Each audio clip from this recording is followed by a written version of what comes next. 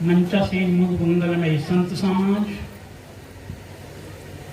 आदरणीय सज्जनों, श्रद्धा मूर्ति माताएं एवं बहनें,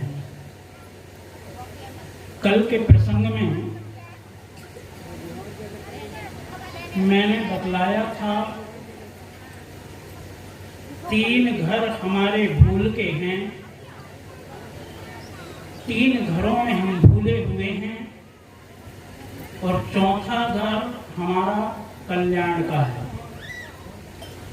बाद के प्रसंग में मानस के 4 शब्दों पर कुछ चर्चाएं हुई थी, जिसमें 2 शब्दों पर विश्लेषण होने के पश्चात समय ना होने से 2 शब्द बाकी रह चुके थे। बहुत सुंदर है। शंका व्यक्ति को है, विप्र कहते किसे हैं।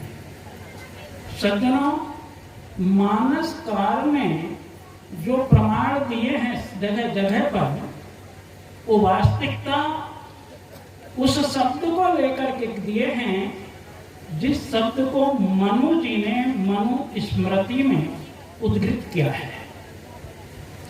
वेदा अभ्यासी भयो विप्रः, जो वेदों का अभ्यास करते हैं वो विप्र हैं। और जो मानस में जो चौपाई गोस्वामी जी ने लिखी है कि पूजिए विप्र सकल गुणहीना, शूद्र न गुणगण ज्ञान प्रवीणा, बहुत सुंदर चौपाई है। लेकिन ध्यान देना, ये चौपाई बॉम्बे प्रेस की रामायण की है, गीता प्रेस रामायण में ये चौपाई बदल दी गई। वहां पर है कि पूजिए विप्र शील गुण हीना, सकल गुण की जगह क्या कर दिया गया? शील कर दिया गया। सज्जनों, सकल गुण में 3 गुण हुआ करते हैं, रजोगुण, तमोगुण और सतोगुण। और तीनों गुण बंधन दायक होते हैं। सतोगुण भी बंधन में ले जाता है, तमोगुण भी बंधन में ले जाता है और रजोगुण भी बंधन में ले जाता है। इसलिए जो तीनों गुण से रहित होता है वो होता है शुद्ध सतोगुण। और जो शुद्ध सतोगुण होता है वह अपने जीवन को इन तीनों गुण, सकल गुण ही ना, इन तीनों गुणों से रहित जो होता है वो विप्र पूजने के योग्य है। कौन? जो रजोगुण, तमोगुण, सतोगुण से हीन होकर के शुद्ध सतोगुण में जीवन जी रहा हो, वह विप्र पूजने के योग्य है, ना कि नामधारी। और इसीलिए मानसकार गोस्वामी जी महाराज ने, महाराज दशरथ का शरीर छूटने पर भरत जी जब विवल हो जाते हैं तो वहां पर विप्र शब्द वहां भी आया है। ध्यान देना, रामायण में विप्र शब्द किस किस जगह आया है ये अभी कहने की बात नहीं, लेकिन वहां भी एक शब्द आता है। क्या आता है? सोचिए विप्र जो वेद विहीना और तज निज धर्म विषय लवलीना। वह विप्र भी सोचने योग्य है जो वेद से हीन है, जो वेदों को नहीं जानता है, वेदों के मर्म को नहीं समझ पाया है, वो विप्र भी सोचने योग्य है। तजी निज धर्म, अपने धर्म को जो त्याग करके विषयों में लौलीन है। अब प्रश्न खड़ा होगा कि विप्र का धर्म क्या है? ध्यान देना मित्रों, बड़ी मार्मिक चौपाई है। ध्यान देना, विप्र का धर्म क्या है? सज्जनों, महाभारत में एक श्लोक आता है जिसमें बताया गया है 6 गुण, 6 चीजें विप्र के लिए कही गई है। कौन कौन 6 चीजें? विद्या पढ़ना, विद्या पढ़ाना, विद्या पढ़ना, विद्या पढ़ाना, यज्ञ करना, यज्ञ कराना, और दान लेना और दान देना। केवल लेना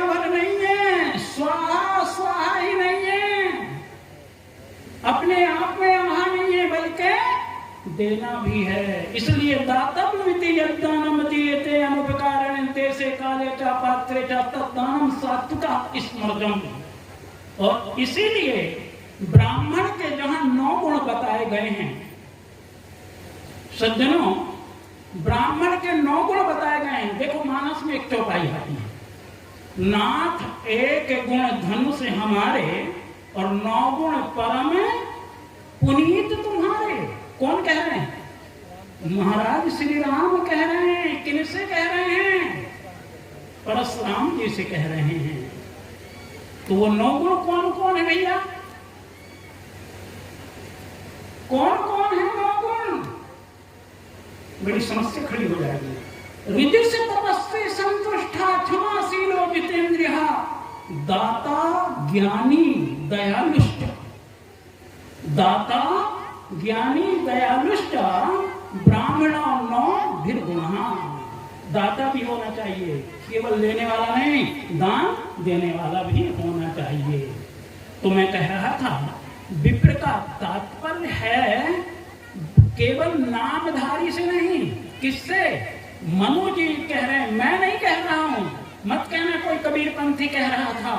ये मनु जी को मनु स्मृति उठाइए और मनु जी के कुछ में देखिए। मनु जी कह रहे हैं वेदाभ्यासी भयो विप्र, जिन्होंने वेद का अभ्यास किया है वो विप्र है। इसलिए 2 वेद पढ़ने वाला 2 वेदी, 3 वेद पढ़ने वाला त्रिवेदी, चतुर्वेद पढ़ने वाला चतुर्वेदी, अनंत वेदों विद्याओं को पढ़ने वाला पाठक, शुक्ल यजुर्वेद को पढ़ने वाला शुक्ल।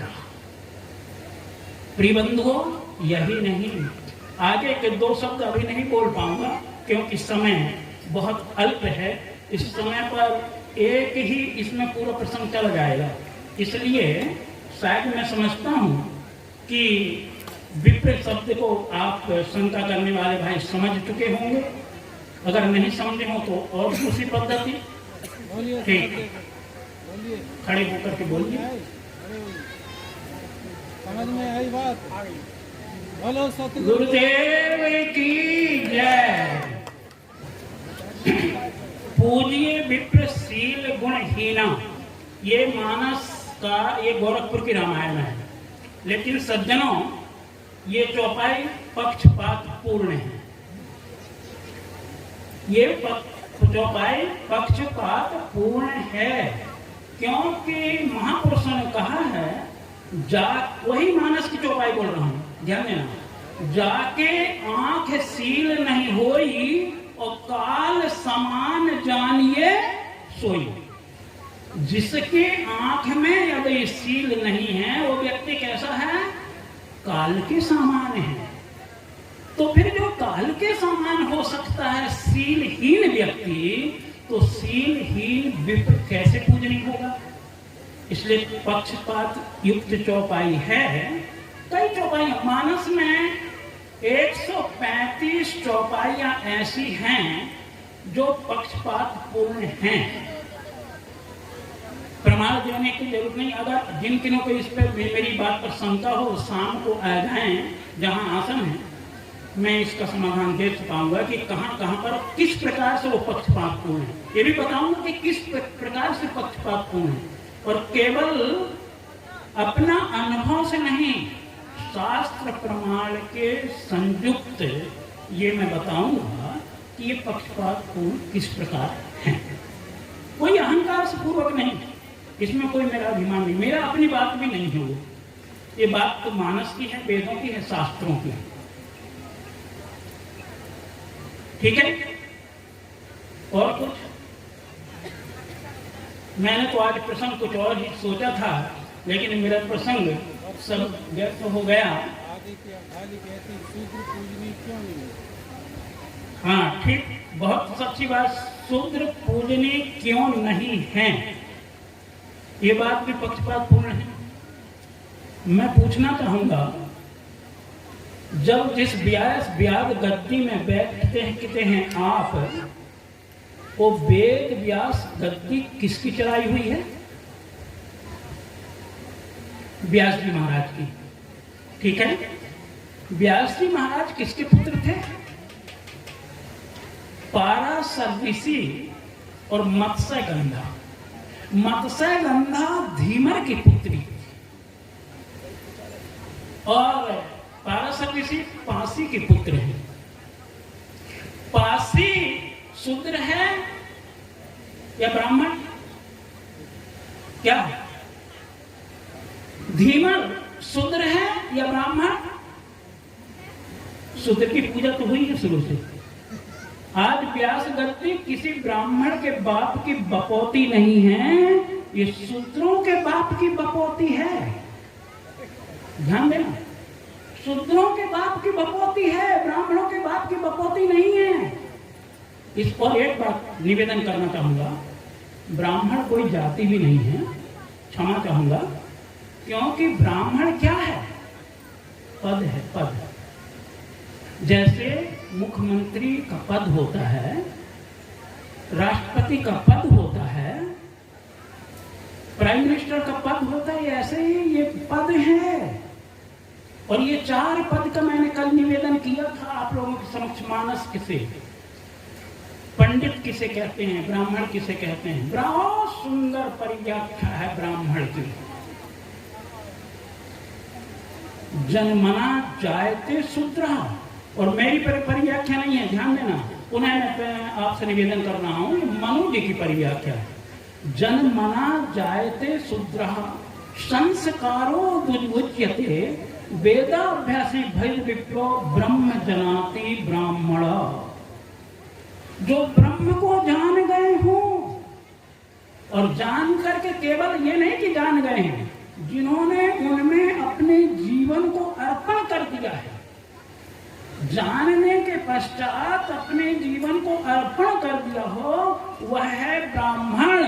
इसलिए वैश्या का पुत्र वशिष्ठ महाराज श्री राम के गुरु हो सके थे, उनको ब्राह्मण का पद मिला। वैश्या के पुत्र वशिष्ठ ये ब्राह्मण कहलाए, ब्राह्मण के उनको पदवी मिली है। तो पुत्र किसके? वेदों में कहा उर्वशी याम वशिष्ठ वरुणो वशिष्ठ। उर्वशी नाम की वैश्या वरुण के द्वारा जो पैदा हुआ, बच्चा हुआ, उसका नाम वशिष्ठ हुआ, और वो महाराज श्री राम के गुरु हुए हैं। विश्वामित्र कौन थे?